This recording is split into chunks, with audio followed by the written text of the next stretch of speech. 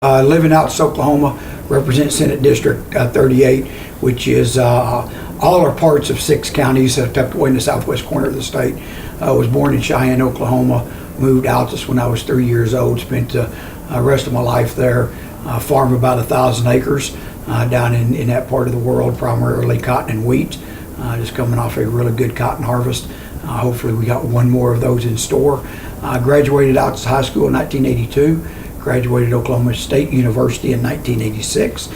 Came home, went to work trying to build a farm, was working for one of my neighbors every day, helping him as well. Spent 10 years doing that. Spent 10 years working for Oklahoma Farm Bureau, really good 10 years of my life, and then 10 years serving in the Oklahoma State Senate. Also been a very good 10 years. So it's your first session heading in as Pro Tem. Can you tell us what are your priorities for the state this session and over the next 2 years? You know, going in, we know the 2016 election cycle brought a lot of new members into both the House and the Senate. We're dealing with 11 new members on our side of the building. If you look across our chamber, out of the 48 members that serve in the Oklahoma State Senate, 9 of those people were here prior to the start of the 2011 session. We have 9 members that have 6 years experience or more. We have 41 members that are 6 years or less. So I think one of the things that I've really thought about, concentrated on, tried to instill in these new members is where we've been, where we are, and where we're going.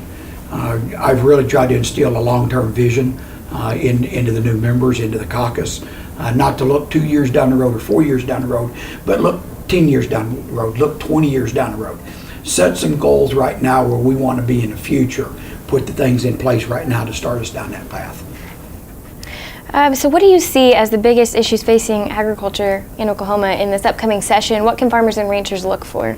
Well, I hope we look for a wheat price that has a 4 in front of it, not a 3 in front of it. A 5 would be better, but not a lot we can do about that in state government. But you know, rural Oklahoma has a lot of issues that don't deal directly with production agriculture. Delivery of health care is always a hot topic within this building. Certainly will be again this year. I think one of the things that I'm most looking forward to is a bill that I'm running this year. It's a confined animal feeding operation bill. I know we hadn't had any of those in a long time, and the term CAFO seems to send some people in orbit and makes a lot of other people twitch. But currently state law prohibits a confined animal feeding operation from being within 3 miles of a municipality's legal boundary. And what this bill would simply do is would allow a CAFO to be within 3 miles with permission of that municipality. I think it makes a lot of sense, puts the control in the common folks' hands or the local folks' hands. It's not to say that we're going to build one in downtown Oklahoma City or on the edge of Oklahoma City, but when you get out into western Oklahoma, these can be great economic development tools.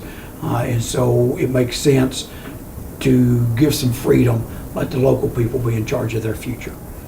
Do you believe that rural Oklahoma still has a strong voice at the Capitol, and is it important for farmers and ranchers to stay involved in the legislative process? It's always important for farmers and ranchers to be involved, not only communicating with us back home, but also coming up here and visiting with us in the Capitol. One of the things that I really strive to do as a Farm Bureau field rep was to make sure that my county boards were engaged in the process both at home and in the Capitol. And it makes a difference when our constituents are up here communicating with us. Sometimes it's very difficult because we get a steady mantra in this building of people that want to consume our tax dollars, and we kind of forget we're representing the people back home that are raising those tax dollars. So I think it's critically important that the people at home could stay in communication with us through the session.